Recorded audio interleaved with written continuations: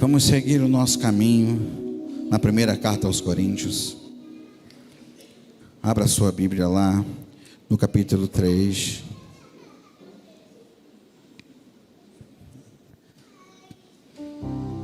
Aleluia.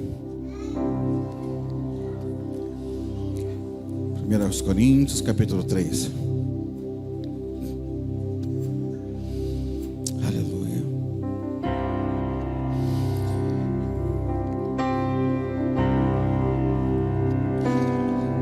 Tem visto então que Paulo está ajustando a visão e o entendimento dos coríntios a respeito do que é a igreja e do fundamento principal da igreja, que é Cristo Jesus. Nós vimos Paulo exortando a igreja, porque a igreja começou a se apoiar em homens, em sabedorias humanas, começou a se dividir em partidos, em preferências, começou a demonstrar que cada um tinha a sua própria percepção de como deveria ser a igreja e como queria moldar a igreja. Então Paulo fala assim: olha, vocês se perderam. Como que é isso? Vocês estão colocando sabedorias humanas, raciocínios humanos, acima do fundamento que é Cristo Jesus. E aí Paulo começa a ajustar a visão deles. E na semana passada nós vimos que Paulo traz um entendimento sobre o fato da igreja se mover espiritualmente, discernir coisas de forma espiritual. Paulo desperta o entendimento da igreja para que ela perceba o que foi dado a ela. Quando Cristo morreu e ressuscitou, Ele deu a sua vida para nós, Ele plantou dentro de nós a sua própria vida, e isso influencia a maneira como enxergamos todas as coisas.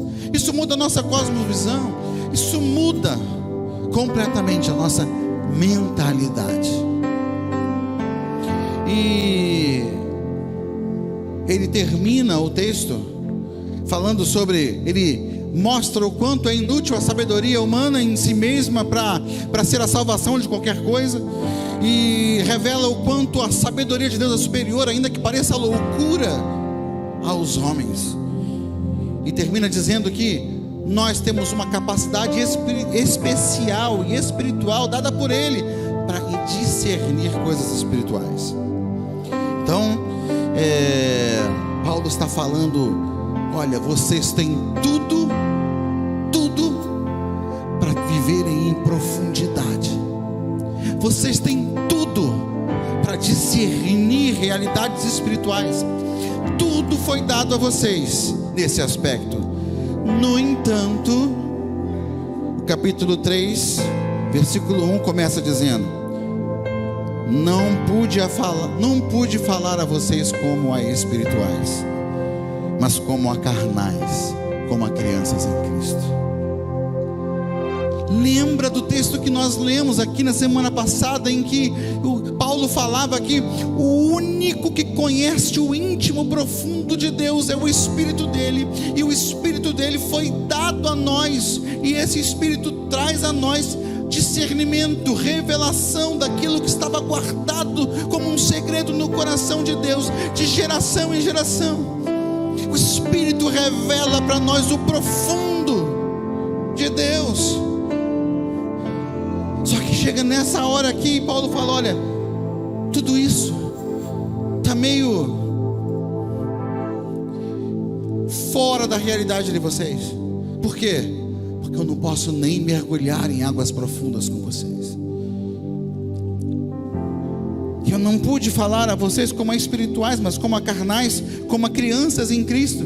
Dei a vocês leite e não alimento sólido, pois vocês não estavam em condições de recebê-lo. De fato, vocês ainda não estão em condições, porque ainda são carnais. Será que Paulo está falando de duas categorias de crentes que existem na igreja? Crentes carnais e crentes espirituais? Será que existe chance de haver um crente que não é espiritual? Bom, essencialmente não. É impossível. É impossível alguém ser um crente se não for pelo Espírito de Deus. Romanos 8:9 vai dizer que quem não tem o Espírito não pertence a Cristo. Quem não tem o Espírito não entende Cristo, não reconhece Cristo em seu lugar, não dá a Cristo o governo sobre sua vida. Quem não tem o Espírito não chama Cristo de Senhor, não entende essa verdade. Então, não pode haver um crente que não tenha o Espírito de Deus. Mas como que acontece que Paulo está falando para uma igreja inteira, dizendo: eu não pude falar a vocês como a espirituais, mas como a carnais? Bom, o mesmo apóstolo Paulo vai ensinar para a gente lá aos Tessalonicenses que a gente não deve apagar o Espírito Santo. A gente não pode extinguir o Espírito Santo. Pensa na seriedade desses termos, na seriedade dessas palavras. A gente não deve apagar o Espírito, extinguir o Espírito. O Espírito Santo foi dado a nós, mas a gente pode sufocá-lo de forma a que ele não tenha voz nem vez na vida da gente. O Espírito Santo está dentro de nós, capaz de nos dar discernimento, capaz de conduzir a nossa vida, capaz de nos despertar para fazer a vontade do Senhor e gerar isso que nós cantamos: o meu pão é fazer a tua vontade. Só que o Espírito Santo gera isso, ele tem aí, ele está dentro de você para gerar essa vida, para gerar essa realidade. No entanto, se eu escolher dar voz e vez aos meus próprios desejos, à minha própria vontade, se eu escolher não crescer naquilo que Deus disponibilizou para mim, eu não vou andar no Espírito. Eu vou andar exatamente como qualquer homem anda e se move na terra. Sabe quem são os crentes carnais? Eu vou dizer quem são os crentes carnais. Está lá no versículo 1, no final do versículo 1, são como crianças em Cristo. Os crentes carnais são pessoas que não se desenvolveram, não avançaram, não cresceram, não buscaram o Senhor, não desenvolveram uma vida de oração, não desenvolveram amor pela palavra, compromisso com a palavra, se mantém com no mesmo nível de experiência desde que se converteram, não andaram para frente, não desenvolveram dons, ministérios. Esses são os crentes carnais. E aí o versículo 3 ele diz: porque visto que há inveja e divisão entre vocês, não estão sendo carnais e agindo como mundanos. Paulo está dizendo assim: como assim há inveja e divisões entre vocês? Sabe, quando eu tenho 3 filhos, e os meus filhos, graças a Deus, nunca foram se engalfinhar, de brigar um com o outro, mas tem sempre aquele momento, né? De vez em quando eu juntava os 3 assim, e uma mão só nas pernas deles assim. Uma vez eles ficaram com o olho arregalado. Eu falei assim: olha, eu vou pegar esse PlayStation, vou destruir, porque ele é do diabo. Aí eles ficaram assim: o que é do diabo? Eu falei: se alguma coisa divide irmãos, não é bom. Se alguma coisa divide irmãos, isso foi planejado lá no inferno. Eu não destruí o PlayStation, não, também gostava do PlayStation. Mas a questão é que, sabe, quando a gente tem filhos pequeninos, eles estão brigando, a gente fala para eles: por que vocês estão brigando? Vocês não entendem, vocês são irmãos. Eles olham para o que você, ouvem o que você está falando, eles não têm a dimensão. clara do que você está querendo dizer. Eles estão numa fase de aprendizado. Espera-se que quando crescerem, nenhum pai precise falar: vocês estão brigando porque vocês são irmãos. Porque eles estão numa fase de entendimento. Abandonaram a fase de criança, estão numa fase de entendimento. Eles sabem o que é uma família. Se eles crescerem numa família saudável, com princípios e valores bons, eles sabem o que é uma família, e eles vão lutar pela família.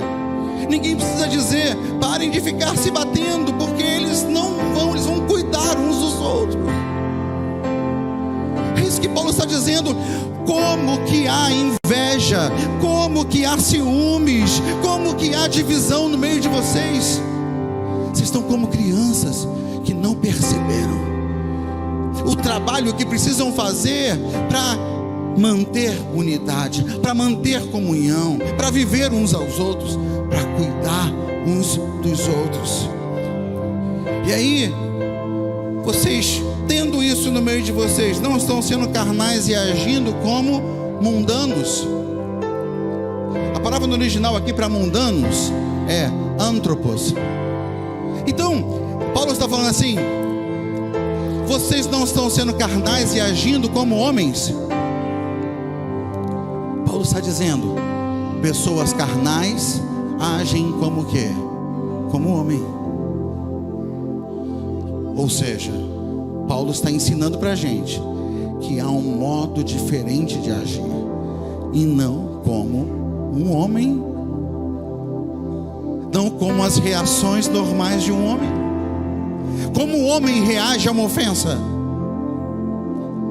Como o homem reage a uma ofensa? Retribuindo a ofensa. Como o homem reage quando é machucado, ferido, quando é roubado? Você quer revidar, você quer mostrar a sua raiva, você quer mostrar a sua ira. Às vezes, a gente conversando com alguns casais que precisam entrar em acordo, a gente tem que lembrar: olha, vocês precisam voltar ao diálogo. Mas presta atenção, é diálogo. Você não vai vomitar em cima do seu cônjuge tudo que você quer fazer ele entender como ele está errado. E às vezes a gente é assim, e vai lá falar: senta aqui. Como você não percebe o que você fez, como você não percebe o que você falou. A gente não quer consertar, a gente quer vencer. A gente quer provar que tem a razão, quer provar que está certo. Só que quando você faz isso, você não está lutando pelo que é mais importante. Quando você tenta vencer o seu cônjuge, ou a pessoa com quem você está tentando tratar o relacionamento, quando você quer vencê-lo, você não está focando no que é mais importante. O importante não é você provar que sabe das coisas. O importante é preservar o relacionamento. O importante é não perder. Eu não quero perder você. E aí, quando você não quer perder aquela pessoa, antes de você vomitar o que você acha que é certo, você ouve: me explica como você enxerga isso.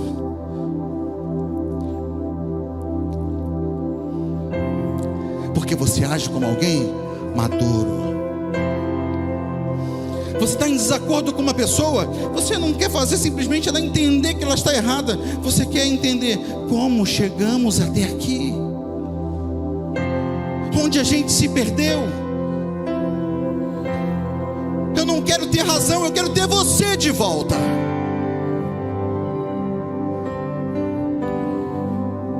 Paulo está falando para a igreja de Corinto: vocês estão perdendo o entendimento de quem são em Cristo Jesus.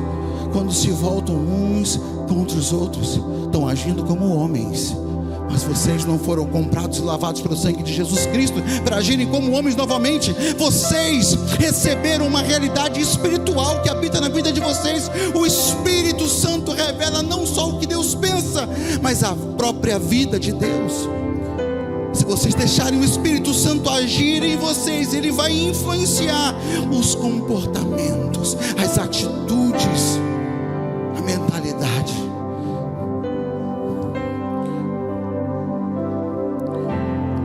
Aí ele fala no versículo 4: pois quando alguém diz eu sou de Paulo e outro eu sou de Apolo, não estão sendo mundanos? Aqui a palavra mundanos, naquele lá versículo a palavra mundanos é antropos. Aqui essa palavra mundanos é sárquicos. E é meio que ironia de Paulo. Paulo está falando assim: vocês não estão sendo apenas um saco de carne.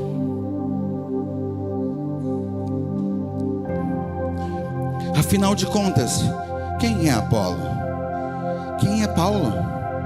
Apenas servos por meio dos quais vocês vieram a crer, conforme o ministério que o Senhor atribuiu a cada um. Eu plantei, Apolo regou, mas Deus é quem fez crescer. De modo que nem o que planta, nem o que rega são alguma coisa, mas unicamente Deus que efetua o crescimento. Sabe, nem Paulo, nem Apolo. Quando a gente está falando do casamento, nem o marido, nem a esposa, mas o que eles são juntos. Quando você está com seu irmão na célula e alguma coisa está errado, nem você nem ele, mas o que vocês são juntos no Senhor. Esse é o alvo, esse é o propósito, esse é um lugar de maturidade. Quando a gente percebe que as pessoas deveriam estar semeando umas nas outras, regando aquilo que é de Deus umas nas outras, construindo umas nas outras, influenciando umas às outras, amando umas às outras, ainda que nem sempre o outro seja tão amável.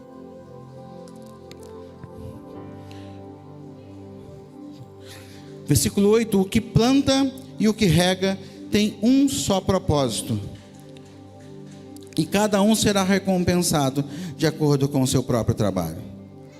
Pois nós somos cooperadores de Deus. Vocês são lavoura de Deus e edifício de Deus. Nós trabalhamos para manter saudável a lavoura de Deus, a plantação de Deus. Conforme a graça de Deus, versículo 10, que me foi concedida, eu, como sábio construtor, lancei o alicerce, e outro está construindo sobre ele. Contudo, veja cada um como constrói.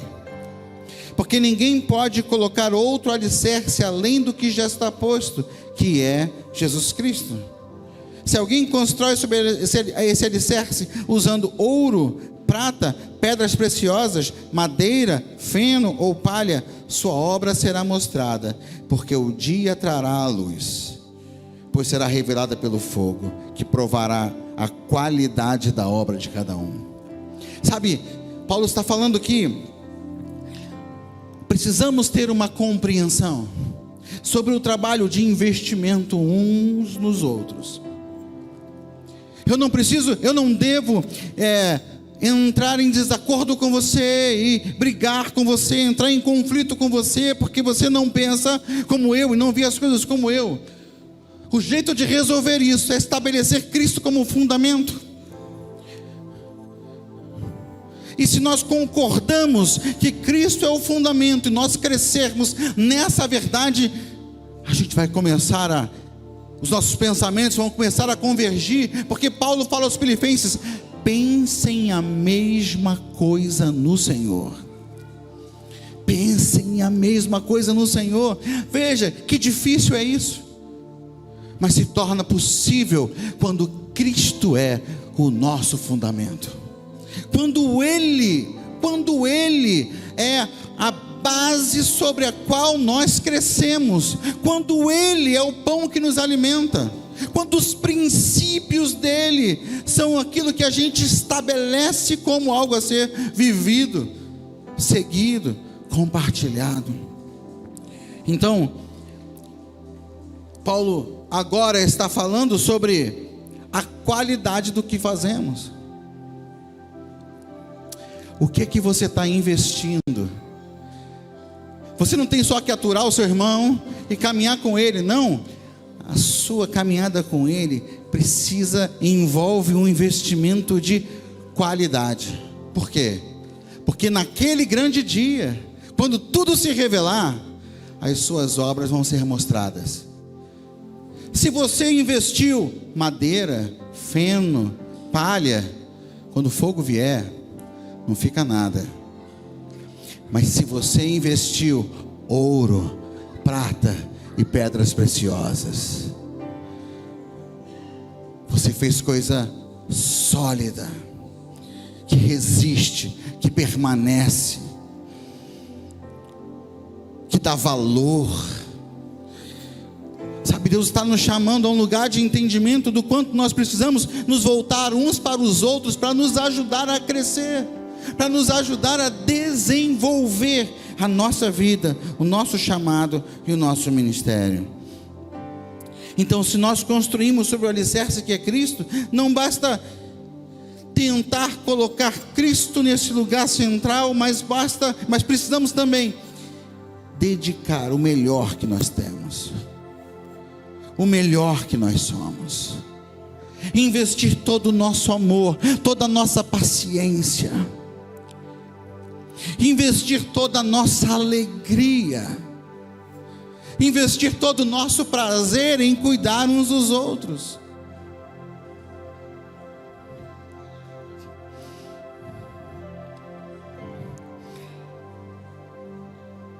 No versículo 16, ele diz assim: vocês não sabem que são um santuário de Deus e que o Espírito de Deus habita em vocês?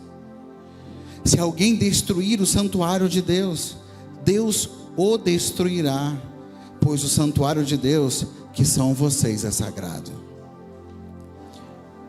Deus destruirá quem destruir o santuário de Deus. E o santuário de Deus não é essa estrutura que nós vemos aqui. O santuário de Deus somos eu e você, e a nossa conexão edifica a igreja do Senhor. Paulo está abrindo os nossos olhos para nos fazer entender que eu preciso ter um extremo cuidado com a sua vida, que eu preciso pensar muito bem no que faço em relação a você, em como falo contigo, como falo sobre você, como me posiciono diante de você. Eu preciso estar pronto e disponível para ser um instrumento para o seu crescimento, um suporte para você se apoiar. Eu preciso ter você em alta estima. Por quê? Porque nós estamos lidando com santuários de Deus. Eu sou um santuário de Deus. O Espírito Santo habita em mim, e se eu quiser que Ele me revele a vontade de Deus, o plano de Deus, se eu quiser que Ele conduza a minha vida, eu preciso ser sensível a Ele, sensível à sua voz, sensível à sua direção. E quando Ele tiver esse lugar de controle sobre mim, sabe o que Ele vai produzir através da minha vida? A vida de Deus, o amor de Deus, a graça de Deus, a misericórdia de Deus, o perdão de Deus, o interesse de Deus em cuidar de nós. Isso vai ser reproduzido. Eu sou um santuário de Deus e trato você com o cuidado de quem está cuidando do santuário de Deus.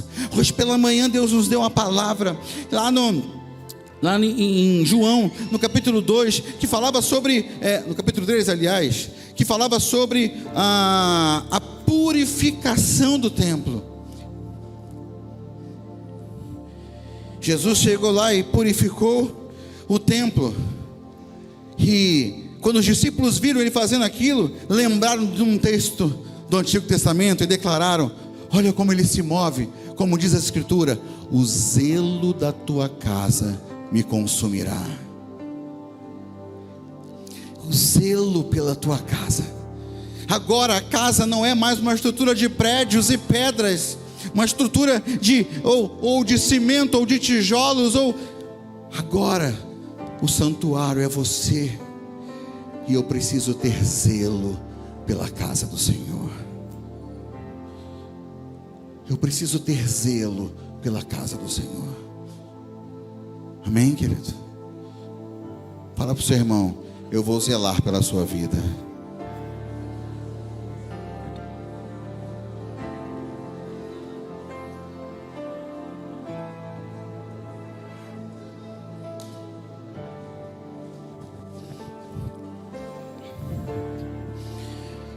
Versículo 18 diz: não se enganem, se algum de vocês pensa que é sábio, segundo os padrões dessa era, deve tornar-se louco para que se torne sábio.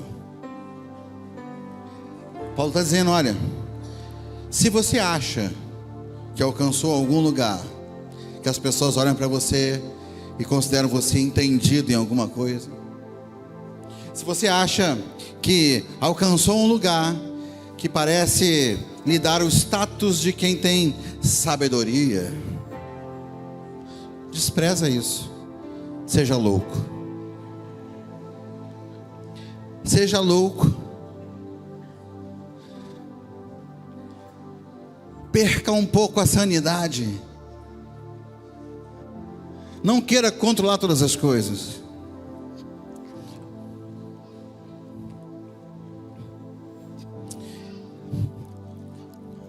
Eu estou renovando a identidade dos meus pais. Todos os dois. A identidade está se esfarelando, a identidade deles. Aí fui lá no Detran saber como tinha que fazer. Aí o rapazinho, a taxa era R$ 48,88.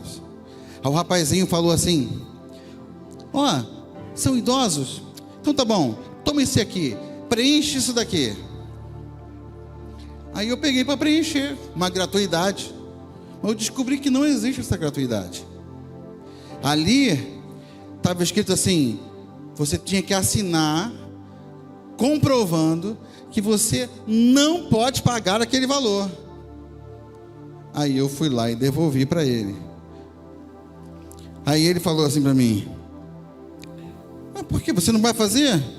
Não, porque não é verdade. Não, mas não tem problema não. Não tem problema não. Todo mundo faz, é assim mesmo. Quando chega um velhinho aqui, a gente dá para ele. Tem problema. Está aqui.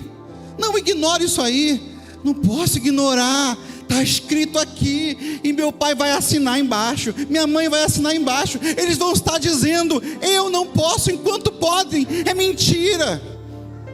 Aí ele olha para a gente. Aí a pessoa olha para você assim: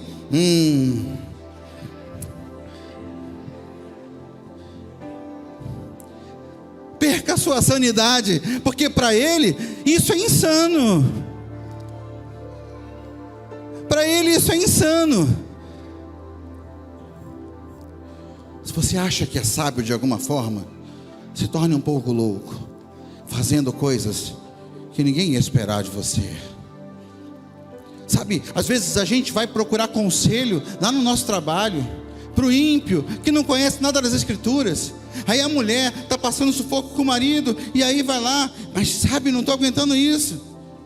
Aí a amiga do trabalho fala assim: ah, a fila anda.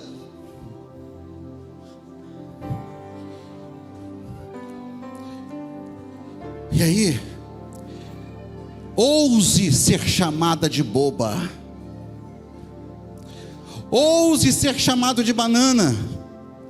Mas faça o que Deus mandou você fazer. Quando alguém te ofender, ouse perdoar na hora. E não faça como se esperaria de você. Porque você não tem que agir como um homem. Você tem que agir como um nascido de novo. Um nascido de novo. Quando alguém te der algum conselho para você desvalorizar os seus relacionamentos, você diz: não, eu não abro mão de pessoas, porque a palavra me ensina que os meus relacionamentos têm que ser entranháveis. Eu não quero perder nenhum órgão do meu corpo, assim eu não quero perder você.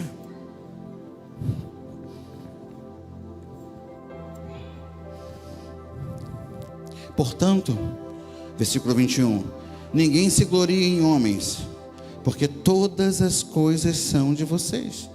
Seja Paulo, seja Apolo, seja Pedro, seja o mundo, a vida, a morte, o presente ou o futuro, tudo é de vocês, e vocês de Cristo, e Cristo de Deus. Tudo é de vocês, seja Paulo, seja Apolo. Tudo é de vocês. Vocês o quê? A igreja. A igreja não é sua, você é da igreja. Aquela é a minha igreja. Não, eu sou daquela igreja. Quando você fala aquela é a minha igreja, é porque talvez você tenha escolhido, porque ela se adequa ao que você quer. Quando você fala aquela é a minha igreja, porque de alguma forma você tenta fazer ela se parecer com os seus planos, seus propósitos. Mas quando você fala eu sou daquela igreja, você está dizendo que submeteu ao que Deus está fazendo ali. Como pastor, essa não é a minha igreja, eu sou dela, apenas um servo, apenas um servo. Pastor Amauri plantou, pastor Álvaro regou e plantou novas coisas. Pastora Damares regou e plantou novas coisas. Eu estou aqui para regar e para plantar. Precisamos uns dos outros. Precisamos cuidar uns dos outros. Eu queria conectar essa palavra com a nossa ceia. Queria chamar aqui os nossos coordenadores, os nossos supervisores.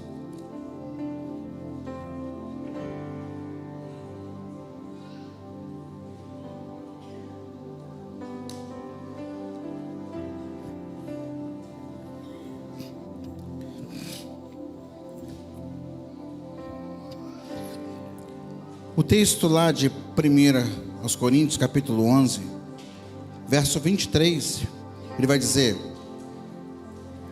pois recebi do Senhor o que também entreguei a vocês, que o Senhor Jesus, na noite em que foi traído, tomou o pão, tendo dado graças, partiu e disse: este é o meu corpo que é dado em favor de vocês, façam isto em memória de mim. Da mesma forma, depois da ceia, ele tomou o cálice e disse: este cálice é a nova aliança no meu sangue. Façam isto sempre que o beberem em memória de mim. Porque sempre que comerem deste pão e beberem deste cálice, vocês anunciam a morte do Senhor até que ele venha. O que Paulo está dizendo aqui? Olha, por toda a vida de vocês, por toda a história da igreja, nunca deixem de pararem juntos e cearem. Essa ceia especial aqui, onde vocês pegam o pão que representa a carne que foi entregue por nós na cruz, esse cálice que representa o sangue de Jesus derramado na cruz do Calvário. Pega esses elementos para lembrarem sempre, para que vocês não se percam nunca de que o fundamento é Cristo Jesus. Tudo começou nele, tudo começou na entrega dele, tudo começou na doação dele, tudo começou no sacrifício dele, tudo começou no amor dele. Vocês precisam lembrar disso sempre, sempre. Só que a igreja de Corinto estava perdida quanto a tantas coisas. E aí, na hora da ceia, as pessoas não consideravam umas as outras. E como a ceia não era um pãozinho pequenininho, um cálicezinho pequenininho, tinha gente se embebedando, tinha gente comendo sem pensar nos outros e sem dividir, sem cuidar uns dos outros. Aí Paulo fala assim: portanto, versículo 27, todo aquele que comer o pão ou beber o cálice do Senhor indignamente será culpado de pecar contra o corpo e o sangue do Senhor. A gente precisa entender que precisa se sondar em relação a pecados. Perfeito. Não se impedir de participar da ceia, mas sobretudo Paulo está falando a respeito dos pecados contra o corpo. Eu preciso sondar a minha vida. Versículo 28, examine-se cada um a si mesmo, então coma do pão, beba do cálice, pois quem come e bebe sem discernir o corpo do Senhor, come e bebe para a sua própria condenação. Por isso há entre vocês muitos fracos e doentes, e vários já dormiram. A primeira coisa que eu preciso pensar, quando pego esse pão e esse cálice, é: quem eu sou no corpo de Cristo? Como eu estou trabalhando para que o corpo de Cristo esteja forte e saudável? Como eu estou cuidando do meu irmão, que é um nesse corpo comigo? Esse é o grande fundamento. Vamos ficar de pé.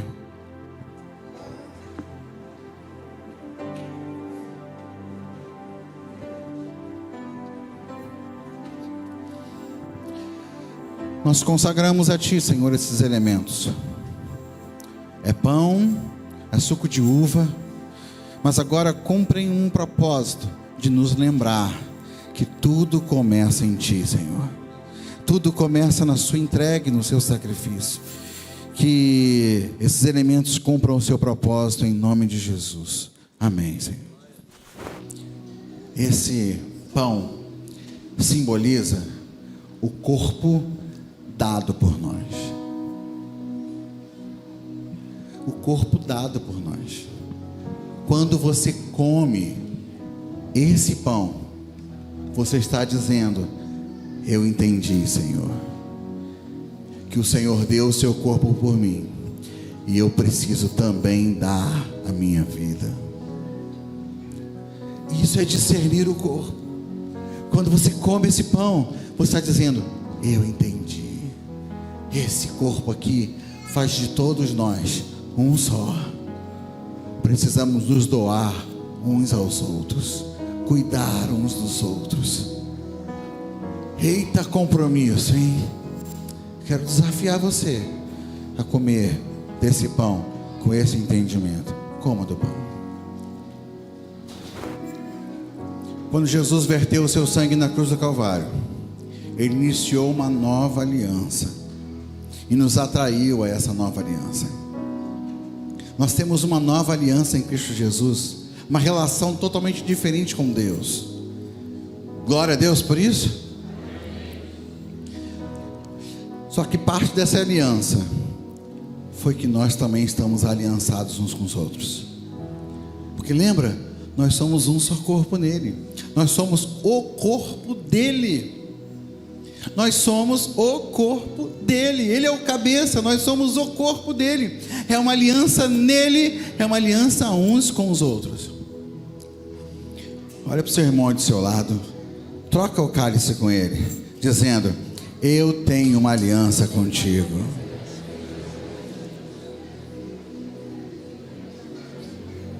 Eu tenho uma aliança contigo. Amém? Não foi com um contrato em cartório, não. Foi com sangue derramado na cruz do Calvário que essa aliança foi feita e firmada. Amém? Enquanto você bebe o cálice, vai olhando ao seu redor e lembrando: eu sou um com Ele. Eu sou um com Ele. Aleluia, Senhor. Oh Deus, que conexão maravilhosa que o Senhor fez entre nós. Como o Senhor nos uniu, Deus, e isso é o que cumpre o teu plano e o teu propósito. Aleluia, aleluia. Vamos celebrar juntos aqui. Podem ficar aqui, vocês estão lindos aqui em cima. Vamos louvar juntos ao Senhor. Aleluia. Vamos cantar juntos sobre a verdade que acabamos de proclamar nessa ceia. O universo chora, o sol se apagou, ali estava morto o Salvador. Seu corpo lá na cruz, aleluia, seu sangue derramou, o peso do pecado ele levou. Aleluia. Oh, tudo isso por nós, tudo isso por amor, para nos fazer um nele. Aleluia. Deus Pai o abandonou, cessou seu respirar, e em trevas se encontrou o Filho. A guerra começou, a morte ele enfrentou, todo o poder das trevas vencido. Aleluia. A terra estremeceu, o sepulcro se abriu, e nada vencerá seu grande amor. Aleluia. Ó morte, onde estás? O Rei Jesus. Aleluia. Ele venceu para sempre, para sempre exaltado. Aleluia. Para sempre adorado é, para sempre ele vive, ressuscitou, ressuscitou. A terra estremeceu, declara. A terra estremeceu, o sepulcro se abriu, e nada vencerá seu grande amor. Ó morte, onde estás? O Rei ressuscitou, ele venceu para sempre, para sempre exaltado é, para sempre adorado é, para sempre ele vive, ressuscitou, ressuscitou. Cantamos aleluia. Cantamos aleluia, cantamos aleluia, cantamos aleluia. O Cordeiro venceu, Aleluia, ele venceu. Cantamos aleluia, cantamos aleluia, cantamos aleluia. O Cordeiro venceu. Cantamos aleluia, cantamos aleluia, cantamos aleluia. O Cordeiro venceu. Cantamos aleluia, cantamos aleluia, cantamos aleluia. O Cordeiro venceu.